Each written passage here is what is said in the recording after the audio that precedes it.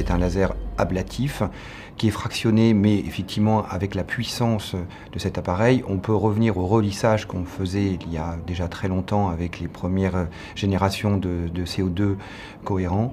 Et aujourd'hui, la grande satisfaction, c'est aussi le management et la gestion de la personne quand on utilise un laser CO2.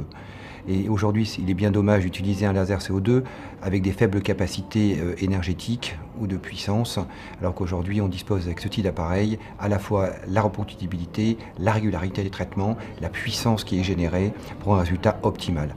Ça induit, comme c'est un laser ablatif, une gestion des suites opératoires qu'il faut expliquer au patient, c'est tout à fait logique et légitime. Il faut également s'en occuper du patient puisque c'est une gestion qui peut parfois être lourde dans un monde où aujourd'hui on veut pas de douleur, pas de risque, on veut aucune contrainte. Le laser CO2 restera un laser CO2 et je pense que c'est tout son intérêt. Ça nous valorise aussi en tant que dermatologue de proposer une technologie qui est aujourd'hui éprouvée depuis une vingtaine, trentaine d'années, qui a été optimisée avec ce type d'appareil et notamment les deux pièces à main qui nous permettent d'avoir un spot de 1200 microns et un spot de 120 microns, ce qu'on appelle le DIP-FX en France. Aujourd'hui, cette satisfaction, elle est faite parce que je vais poser d'abord en tant que dermatologue les indications. Ma plus grande satisfaction, ça reste à la fois dans ce qu'on appelle nous le resurfaçage ou le resurfacing, et puis bien sûr dans la gestion des cicatrices récentes, semi-récentes, en post-acné, ou cicatrices post-accident de la voie publique, ou cicatrices de chirurgie par exemple, inesthétique. Aujourd'hui, ce qui est intéressant avec ce type d'appareil, d'abord parce qu'il a beaucoup de publications qui ont permis de faciliter son usage, c'est-à-dire qu'il suffit de regarder les publications qui sont faites autour de cet appareil et déjà on a des critères fiables pour évaluer la durée d'éviction sociale pour des patients. Je vais m'en expliquer. Avec cet appareil, je peux enlever, si je le souhaite, des lentilles solaires en utilisant un mode light, très facile, avec une éviction sociale qui est quasi nulle de quelques jours, mais dont on sait que le processus de cicatrisation ne posera aucun problème. De la même façon, en fonction du phototype, de l'importance des cicatrices, éventuellement du nombre de séances, on peut moduler cette éviction sociale, parce que j'ai l'habitude d'utiliser, et donc ça peut être entre 3-4 jours et jusqu'à 10 voire 15 jours.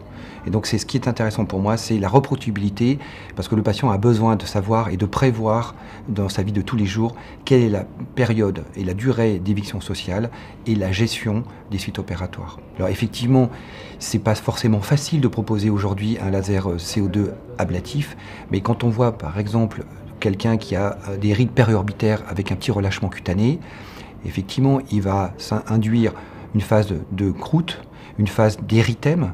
Mais quand on voit la rétraction cutanée, le résultat durable dans le temps, je pense que la satisfaction est pleine et entière.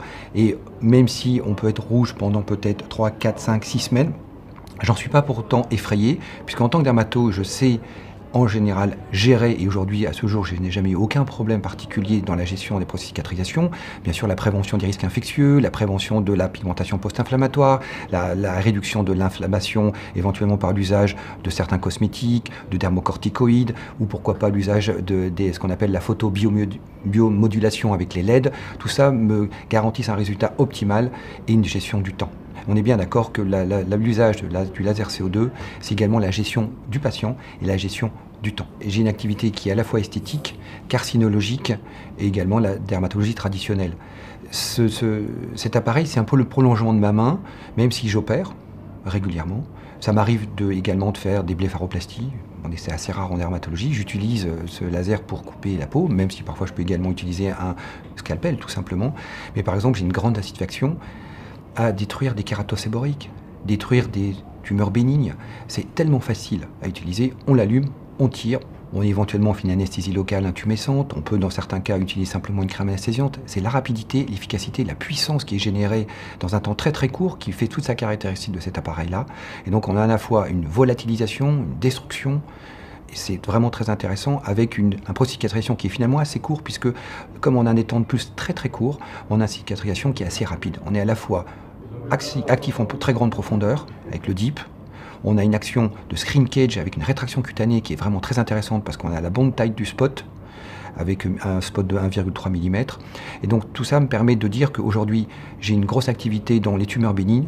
Les premières c'est les kératoséboriques, les petites kératoses actiniques. Ça m'arrive aussi de préparer la peau pour les champs de kératoses actiniques dans la photothérapie dynamique. Je trouve que c'est vraiment très intéressant de pouvoir préparer, de faire une propénétration. Bien sûr également dans la gestion des cicatrices, qu'elles soient pour les améliorer, semi-récentes, les cicatrices éventuellement un peu hypertrophiques si on ne veut pas trop attendre, avec l'association d'un corticoïde in situ dans les suites opératoires, dans certaines kéloïdes aussi, bien sûr parce que toutes celles ne peuvent pas être traitées, mais il faut de la grande puissance pour pouvoir pénétrer très profondément, et je vais également le gérer avec les dermocorticoïdes, les corticoïdes in situ injectés dans les suites immédiates après le geste laser. Tout ça sont des choses qui sont vraiment très intéressantes. Et également dans les cicatrices d'acné, très vite, après avoir fait l'usage d'un laser fractionné CO2 activé fixe, ou du DIP, je vais dans les 10 jours, au moment où la phase crotteuse est partie, où on est dans la phase érythémateuse, je vais injecter de l'acide hyaluronique en sous-dermique comme un blanching pour vraiment gaufrer et soulever ces cicatrices un peu déprimées pour optimiser mon résultat avec mon laser CO2. C'est très intéressant de pouvoir les associer et les combiner. Bien entendu, ça m'arrive aussi de les combiner avec d'autres appareils. Par exemple, un laser Erbium, il m'arrive de faire d'abord un vrai relissage ablatif pur, en mode ablatif pur, et puis après de passer avec le laser CO2 activé fixe, non pas le DIP, mais le CO2 activé fixe pour avoir la rétraction, et j'ai un résultat qui est fantastique. Bien sûr, les suites, elles sont logiques, elles sont attendues. Pour moi, c'est pas une surprise, c'est pas un effet secondaire, c'est un effet attendu dans la gestion de cette crise, parce que forcément, il y a quand même un cap à passer de 3, 4, 5 jours. Après, la phase coûteuse est générée tout simplement parce que c'est une logique de physiologie cutanée. Et après, l'érythème, c'est la chose la plus difficile à expliquer aux patients, c'est que l'érythème contribue aussi au résultat final. Et si un érythème finalement disparaît trop vite, c'est peut-être parfois parce qu'on n'a pas été assez agressif. Bien sûr, cette agression, elle doit être maîtrisée, puisque c'est une agression maîtrisée pour optimiser les résultats. Il y a des machines, des appareils qui vous rapportent de l'argent. D'accord ? Aujourd'hui, dans le monde dans lequel on vit, l'épilation est quelque chose qui va permettre de financer nos appareils. J'avoue qu'un laser excimer, je le regarde, mais j'en ai très peu d'utilisation et c'est quelque chose qui est très fragile. Donc effectivement, ça apporte une grande satisfaction au patient, mais alors en termes de rentabilité, c'est proche du nul. Bien sûr, un colorant pulsé, c'est un appareil très intéressant. Donc j'ai un laser colorant pulsé, mais j'ai aussi un KTP avec des spots de 11 mm. J'ai bien sûr aussi de la lumière pulsée. Luminis, on en parlera avec le M22, est quand même connu dans le monde de la lumière pulsée, c'est quand même très intéressant. J'ai donc un M22 dont on parlera après, et j'ai un laser CO2 activé fixe.